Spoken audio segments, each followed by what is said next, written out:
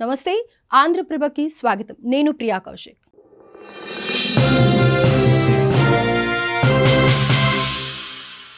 పాకిస్తాన్తో యుద్ధం నెలకొన్న పరిస్థితుల్లో భారత్ సైన్యానిదే పైచేయి అన్న విషయం తెలిసినప్పటికీ ప్రధానమంత్రి నరేంద్ర మోదీ కాల్పుల విరమణకు ఎందుకు ఒప్పుకున్నారన్నది ప్రస్తుతం అందరిలోనూ ఇదే ప్రశ్న.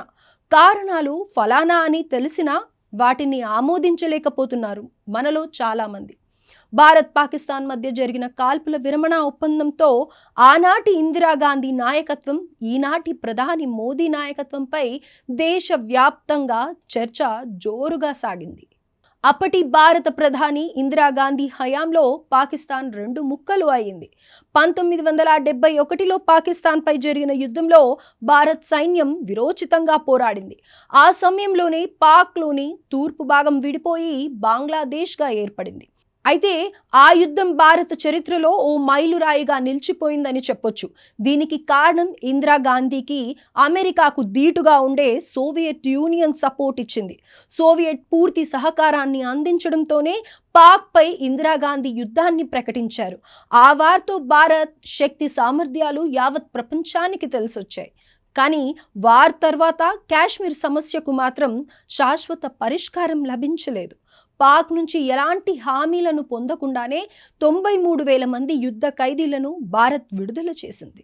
ఇక తాజాగా నరేంద్ర మోదీ చేసిన నియంత్రిత యుద్ధంలో ఎల్ఓసి వెంబడి ఉన్న ఉగ్రవాద శిబిరాలను భారత సైన్యం సర్వనాశనం చేసింది.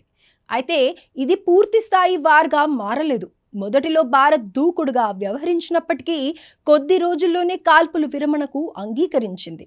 కానీ భారత్ చేపట్టిన దాడులతో పాక్ వైఫల్యం ప్రపంచానికి తెలిసింది.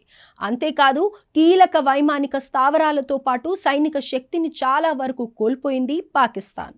అందుకే కాల్పుల విరమణ చర్య మోదీ ప్రభుత్వ వ్యూహాత్మక నిర్ణయానికి నిదర్శనంగా చెప్పుకోవచ్చు.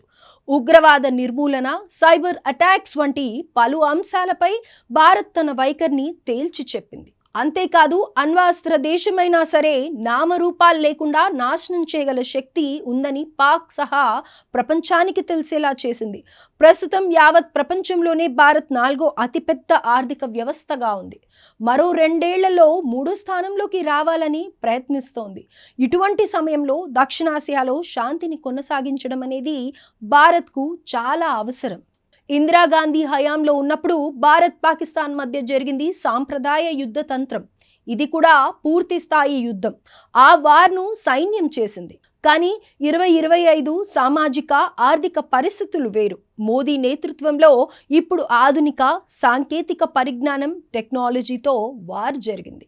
పైగా నియంత్రిత యుద్ధం. ప్రస్తుతం ఉన్న పరిస్థితుల నేపథ్యంలో భారత్ కాల్పుల విరమణ ఒప్పందానికి అంగీకరించడం అనేది సముచిత నిర్ణయంగానే చెప్పాలి. అప్పుడు ఇందిరాగాంధీ అయినా ఇప్పుడు మోదీ అయినా పరిస్థితులను బట్టే నిర్ణయాలు తీసుకున్నారు. వీరిద్దరూ దేశ భద్రత పట్ల నిబద్ధత కలిగిన నేతలు. వారి అంతిమ లక్ష్యం దేశ భద్రత, ప్రజా శ్రేయస్సు. ఇందులో ఎవ్వరూ తక్కువ కాదు.